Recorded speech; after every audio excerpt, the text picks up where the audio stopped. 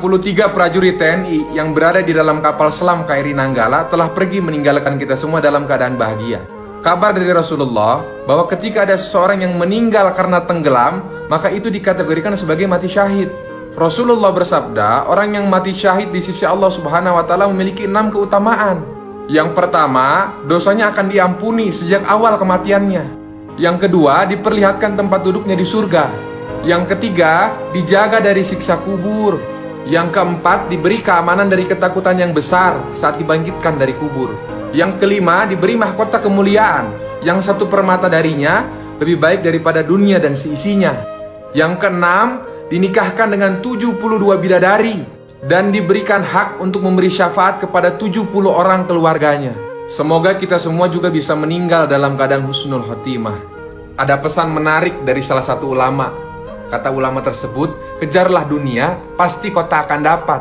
Kalaupun dapat, pasti tak akan banyak. Kalaupun banyak, pasti kau tak akan puas.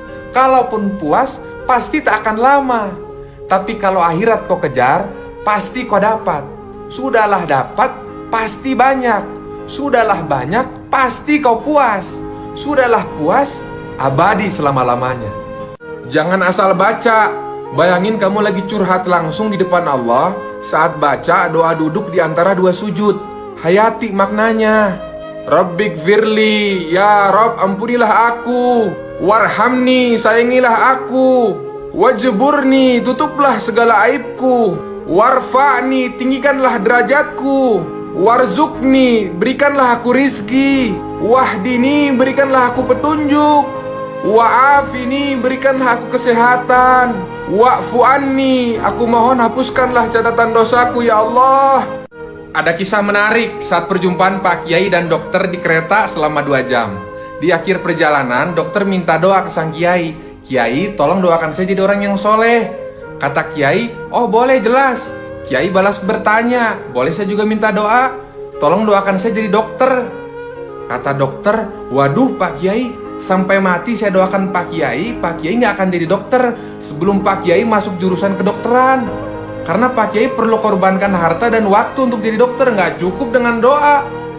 Pak Kiai tersenyum dan balas menjawab, ya begitupun dengan soleh, nggak cukup dengan doa. Percuma saya doakan tapi Bapak nggak ada usaha, maka nggak akan soleh sampai mati. Perlu pengorbanan diri, harta, dan waktu. Karena hidayah itu dijemput Pak, bukan ditunggu. Harapannya pertolongan Allah segera datang. Harapannya doanya cepat Allah kabulin. Tapi panggilan Allah 5 kali sehari sering dicuekin.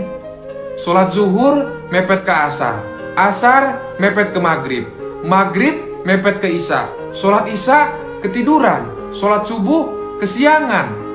Padahal Allah manggil kita buat sholat tuh pengen dengerin curhat kita, nungguin diminta sama kita. Maka sekarang kalau ada panggilan azan, gercep. Belajar nyaut kalau Allah panggil, supaya Allah juga nyaut kalau kamu minta sesuatu. Hei, jangan sedih cuma karena gak ada temen curhat.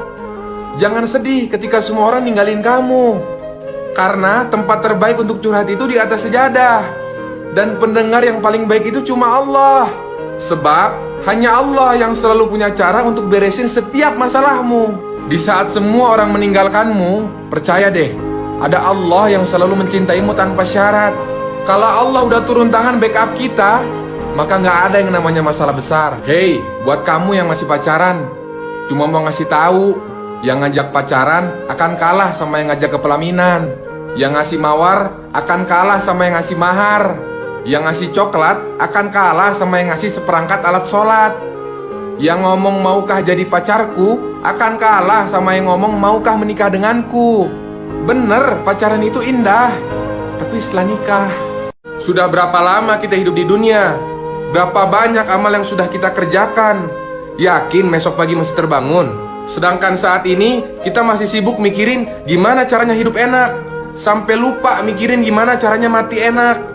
Teman-teman, akhir hidup seseorang itu tergantung dari kebiasaan apa yang dia lakukan hari-hari. Jika semasa hidupnya dia dekat sama Allah, dia taat sama Allah, maka akhir hidupnya akan mudah mengucapkan lafaz Allah dan meninggal dalam keadaan husnul khotimah. Jadi yuk kita deketin Allah, niatkan semua yang kita lakukan karena Allah. supaya Allah bimbing kita semua untuk sukses di dunia yang sementara dan di akhirat yang selamanya.